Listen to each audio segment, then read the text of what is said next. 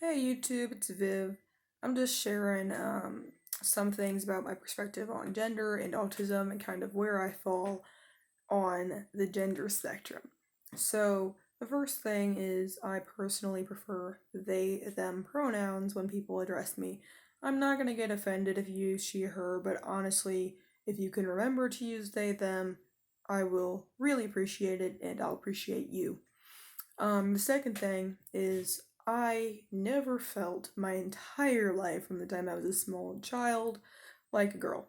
I also didn't feel like a boy, but I mostly just kept my feelings inside and I didn't really know how to label myself. At first, for a long time, I thought that I was a lesbian, but I realized later on, because a lot of these terms for describing who people are, it's not that people didn't identify that way, it's not that people didn't feel that way, it's that the modern language didn't have the words for people to accurately describe themselves. And now we have a lot more descriptions. And then once again, I want to reiterate that important statement that the way people truly feel inside, there have been people like this for centuries, especially in other cultures, um, and that how we feel inside, having the language to express it in modern times does not mean that all these people are suddenly new. It just means that we have better language to describe ourselves. Anyway, back on that point. So I am non-binary. I feel bi-gender. I would say that is the best description of who I am. Um, I honestly began feeling that way, like I said before, when I was in preschool. I would often ask my parents, I'm like, Mom, what makes me a girl? And my parents started getting concerned, and they made sure that I was wearing the most girly stuff throughout my childhood. And it was whatever. I'm not mad at them, for how they think or how they feel. But when I started getting into middle school, I was doing more research on the LGBTQ community and how people identify. And I was thinking, I'm like, okay, so I'm not a lesbian. Because I'd first heard these words about the elementary school. Trust me, public school where I live was not sheltered at all. But anyway, so I started thinking, I'm like, I'm not a lesbian. Am I, maybe bisexual, but I just prefer women most of the time, and maybe I just want to look a certain way. And then I started realizing more and more later on in middle school and early high school, I'm like, it is not about sexual orientation, even though, yes, I would definitely categorize myself now as being pansexual but preferring certain genders. I really started realizing it's not about, oh, I just look this way as part of my sexual orientation. I just prefer doing these things. I wish my voice was deeper. I wish all these things about myself. I started realizing it is my gender. It's about how I identify myself, who I want to be inside. I truly feel more androgynous inside. I know I have higher testosterone than most other AFAB people naturally do. There's a lot of reasons why I feel the way I do about myself, but part of it I believe is that my brain is different. I am autistic. I definitely feel that me being autistic has quite a bit to do with my gender and how I feel about myself. I sometimes will present myself more femininely, but I would say most of the time I prefer having an androgynous presentation or having a somewhat more masculine presentation, and that is what makes me more comfortable. I do feel extremely uncomfortable if I am in a situation where I am being forced to wear feminine clothing when I am not in the headspace of being more feminine, which is almost never. I also would personally prefer being allowed to partially hormonally transition, and I have considered taking steroids, just because it's going to be easier than waiting several years for my crappy insurance to, acknowledge how I feel.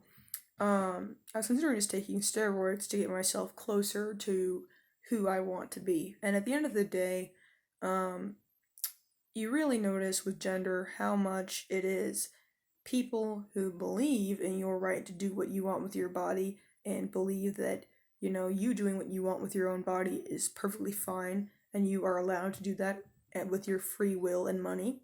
And people who vehemently oppose gender without even knowing what gender is, allowing religious doctrine to infiltrate their understanding of psychology and um, honestly even biology and hormones and everything else, and they boil everything down to XXXY. And they sometimes, you either have people who are TERFs and they don't acknowledge that anybody can be non-binary. They think you're either binary trans, which means you're trans man, trans woman, or you're cisgender, which means that you're just, not transgender basically. Or you also have a camp of people where instead of TERFs are somewhat in the middle, though they're definitely not good. Then you have people who just completely don't acknowledge the existence of anybody who's transgender, and they feel that everything is mental illness, even though we have brain scans to show that the brains of trans women are the same as the brains of cis women, and we have all this information about development in the womb. We have all this information about hormonal exposure in the womb. We have all of this information. We have a lot of things that conflict with these people's perspective, and they also, once again, don't acknowledge it, and they usually will just bring up their own personal viewpoints. Whether or not they are backed by biology, they'll insist that they are, even though I personally have studied biology in school, and I personally have studied psychology in school, and I also personally participated in research on gender. But once again, none of that matters to these people. It is all about using selective science to back their specific viewpoint and using confirmation bias. Anyway, that was my little side rail here. But on the topic of autism and gender, so ignoring the fact that I have slightly higher testosterone levels, there's also just the fact that being autistic, I have always been more independent. I haven't necessarily felt as much pressure to conform to social norms. That's completely valid, as many autistic people do not feel that strong sense of conformity with social norms.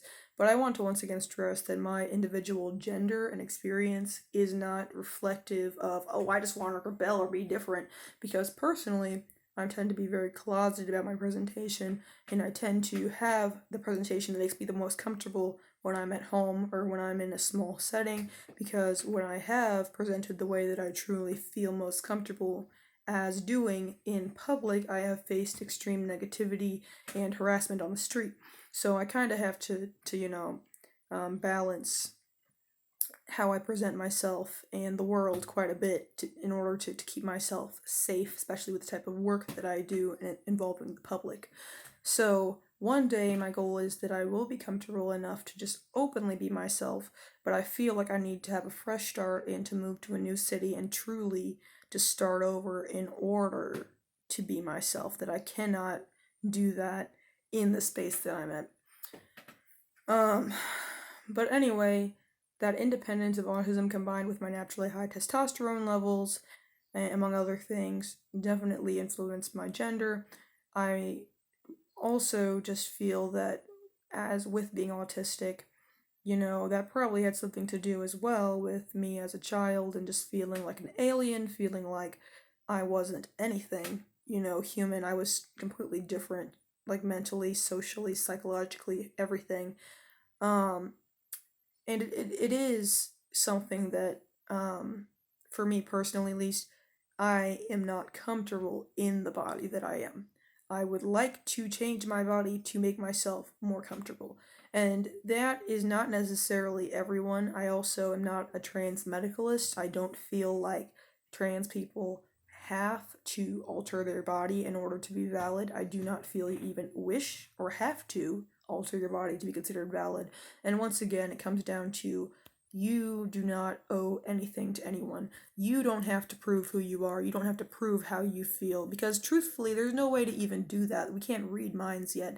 So why are you obligated to constantly convince people, that you feel the way you do? They can't read your mind. They're never going to believe how you feel. So you just need to do what makes you happy while you're on this earth with your own body, is truly how I feel. And I hope this video is a little bit more enlightening on at least my perspective on gender, how I feel, how I'd like you to refer me to. And I know that it is conflicting, especially with me being African American tends to not be the most popular, to also be LGBTQ. In the past, when I have been openly LGBTQ in an African American space, I have faced extreme backlash.